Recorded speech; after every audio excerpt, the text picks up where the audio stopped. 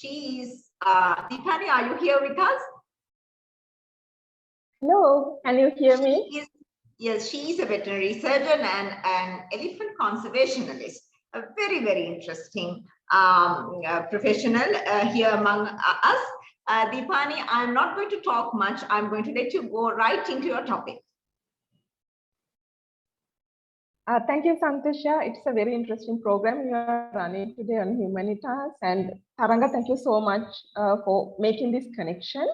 I have organized a few slides, 4 or 5 slides to discuss different aspects of animal welfare, especially related to wild animals.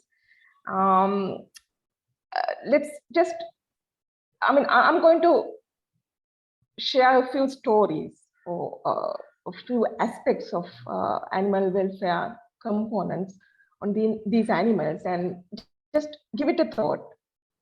Just sit back and think about these animals and the relationship between us and these animals in the outside world. Now I'm going to share my screen with you. Okay, how can I do that?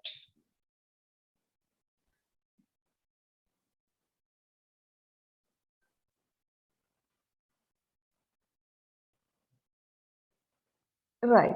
The other day when Santusha was talking to me and she asked me what was animal welfare to me. To me, actually, animal welfare is everything related to animals. Let's look at these 5 freedoms of animal welfare. Actually, these are discussed under captive animal concepts, but I'm sure these apply to wild animals as well. Just look at these rights, I would say, the animal rights. Animal welfare to me is all about animal rights. But before that, I believe if one has to consider animal rights, the person has to consider or acknowledge human rights as well. Out of these aspects discussed here, I would like to highlight the freedom to express normal behavior for the species. I remember Taranga was talking about this when she was talking about lab animals, especially the rabbits. My talk today will highlight this normal behavior or natural behavior of the species of a few wild animals, particularly elephants. The photograph on left, I took a few years ago at Pinnavala Elephant Orphanage. This animal was undergoing training. It was actually breaking, or it was being trained to be sent overseas to a zoo. The animal was just around its breeding age, which is about 5 years old. And yeah, it was manhandled by this way. And the other picture is from Sigiriya. Sigiriya is very famous for elephant back safari riding. One thing about working elephants in Sri Lanka is they are not domesticated. Many believe the elephants in Sri Lanka in captivity, they are domesticated. They are not. Domestication is a process which takes years or generations of the species, and we select their characteristics over selective breeding. And that is how we domesticate a species. But captive elephants in Sri Lanka, they are wild caught. It could be the first or the second or maximum the 3rd generation. So that information we have to keep in mind. And Santusha, can we play this video, YouTube video I have highlighted here?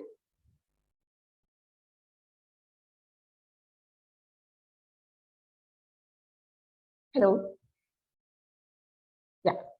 Yeah, about to play it, Deepani. Thank you.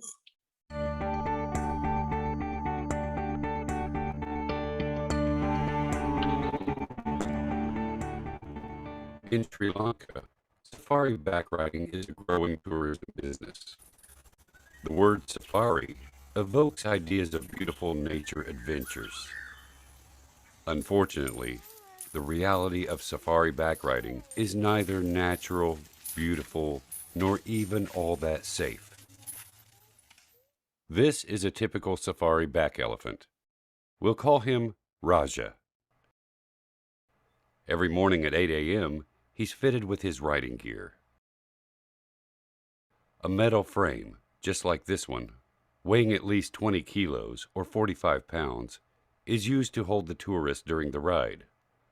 Once the frame is on his back, it is fixed tightly in place by cinching ropes around Raja's chest. During preparation, Raja can be seen biting his trunk and pressing against a tree. Both are signs of discomfort and stress. To finish, the whole apparatus is hidden with a flag. By Southeast Asia standards, this kind of riding gear is crude, extremely heavy, and can hurt the elephant. Wild elephants seek shade during the hot part of the day, but Raja works under the sun for at least 7 hours. He walks on scorching black asphalt and carries up to an astonishing 6 people per hour long ride. Carrying heavy loads and walking on asphalt can easily create detrimental foot problems for elephants. At $25 per person per ride, the incentive to overwork these animals is huge. Elephant handlers use fear and force to control their safari back elephants. Young, inexperienced mahouts are especially abusive.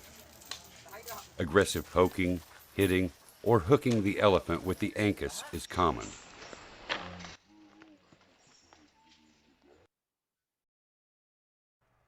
Chains are sometimes used to control the elephant's speed, but they make walking dangerously difficult. Improper use of chains, such as adding spikes or leaving them on too long, causes painful wounds to develop, which may lead to infection and even death. While waiting for the next tourist, all riding elephants are kept on short tethers. They cannot walk or take one full step in any direction. This riding elephant displays stereotypy, a constant rocking or bobbing behavior. Stereotypy is common when an elephant is suffering from trauma, high anxiety, or stress. In one area of the country, riding is done on the elephant's back, without the heavy riding gear. Despite the small improvement, these elephants still suffer from the same poor welfare conditions. These are the faces of Sri Lanka's safari back elephants, all suffering from poor conditions and low standards of welfare. They are overworked, overloaded, live in unsanitary conditions, and lack adequate access to food, water, shade, and veterinary care. They are never permitted to create bonds with companion elephants or use their own free will. Raja's long day is finally finished. In the murky water next to a busy road, he tries to soothe his sore body and wash away the day's trauma. Raja and all safari back elephants are exploited for tourist money. Please give Raja and the other elephants a break and consider alternative responsible elephant tourism activities. Think twice before you decide to ride. Take a jeep safari into a national park to see wild elephants. Visit the elephant transit home and watch 40 adorable wild orphans receive their milk. Tell the tour operator you prefer to see elephants in a natural setting.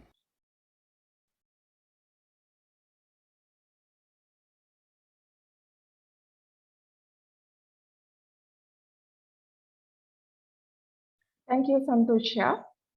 And our next feature creature is snakes. Here's a python, dead python. Snakes are actually very, very unfortunate animals in our surroundings.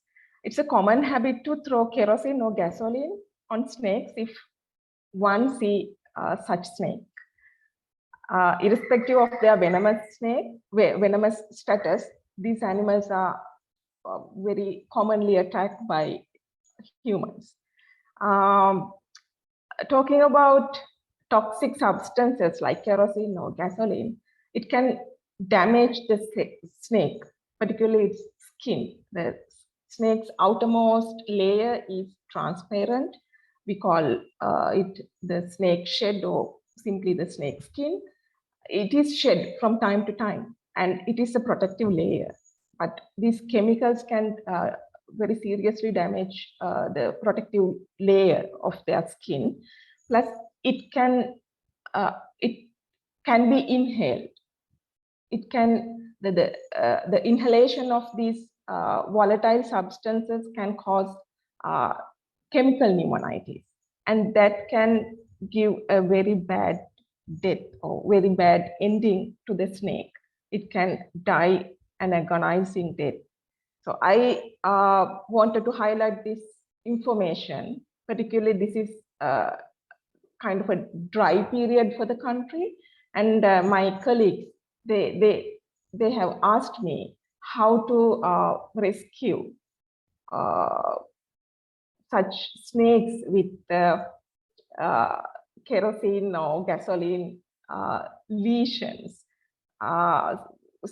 Because in the dry season, the snakes, they come to our surroundings. They are looking for water, particularly, and the accidents are very common, they say. So I just wanted to highlight this story as well.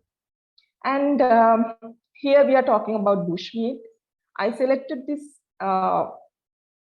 slide because I love this infograph. It gives me mixed emotions like disappointment, anger, and particularly the responsibility, the sense of responsibility of a society, of a nation. Look at these red areas in this Sri Lankan map. I think the highlighted areas, highlighted in red, the areas are closer to Yala National Park, Yala Kataragama, and also Kumana and Ampara area, and also Anuradhapura district. We know there are famous pilgrims to these areas, and I'm sure these people, when they go on pilgrimage, on their return trips, they look for these delicacies. I mean, I have heard people saying, "Machang, pork kala ඇති වෙලා තියෙන්නේ අපිට වල්ලුරව හොයාගන්න බැරිද? මුවා නම් තව හොඳයි කියලා." So another aspect of wild animal harassing or violation of their rights in our country. And this is about road traffic accidents, animal collisions on roads. The picture on left, I took it, and the one on the right, I took it from the internet. And this graph is coming from a study a few of my colleagues conducted a few years ago.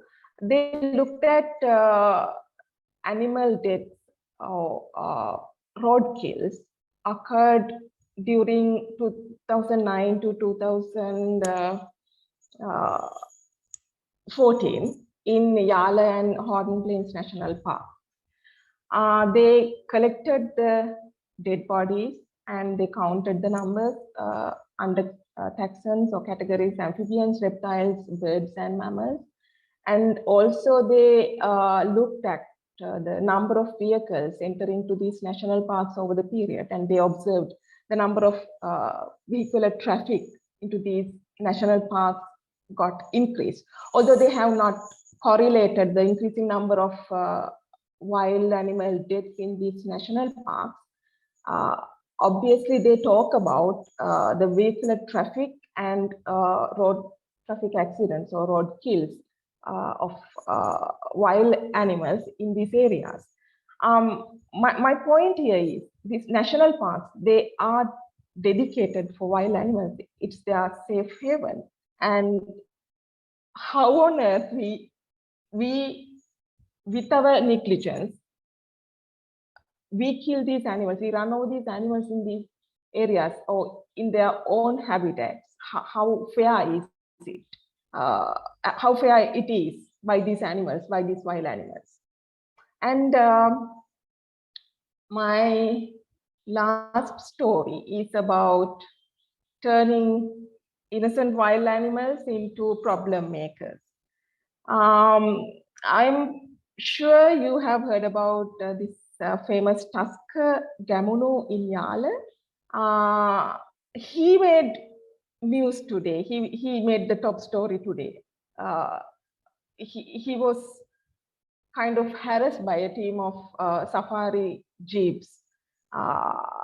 They were scared that the animal was coming to harm them, and I think they threw a firecracker to this animal in the wild, in its own habitat. So this is all about feeding wild elephants or wild animals in general. Okay, elephants, they are with high cognitive skills and they can be easily habituated.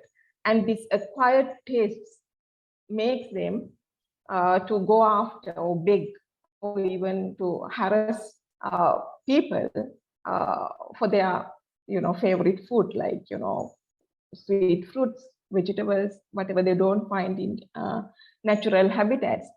And then we make funny news, right? Like, see terrifying elephants and jeep mankolla kana atta. Like, what are we looking at and what news do we create? Aren't we making these animals into these problem makers? And in this news article on left-hand side, the one on the bottom, it says passengers of a van who were in danger.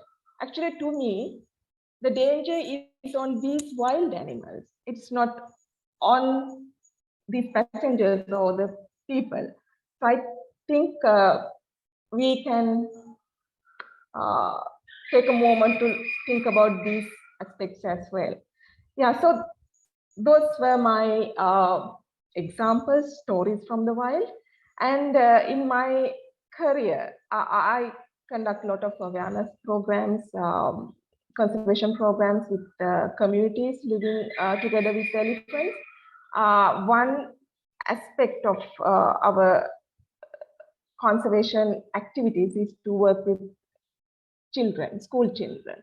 And we use art, painting as a medium to reach out to these children. And we encourage them to express their views, their ideas, their opinions about conservation wildlife through paintings. And here is Darshana Karunaratna. He's a famous artist, a cartoonist. He conducts workshops, classes for these students in the field. And finally, I want to tell you, these exercises really work. This is a team of students from Udawalawa area. We all know about this very pathetic situation of elephants affected by hakkapatas or the jawbone. And these kids, they got together and decided, okay, we would conduct a awareness campaign in our own village. And they were addressing their own parents, their relatives, their friends, uncles.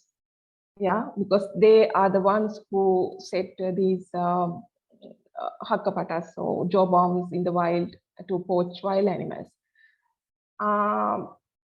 So with this slide, I end my little talk. And it's all about animal welfare to me. Thank you. Thank you, Deepani Jayantha. Thank you. Thank you, Deepani, for those heartfelt, passionate work by and heartfelt, passionate words. We will come back to you and ask you some questions. Thank you very much for joining here at Humanitas. And here at Humanitas, we honor your lifelong commitment to the wildlife of Sri Lanka and for your committed work towards the animals of Sri Lanka.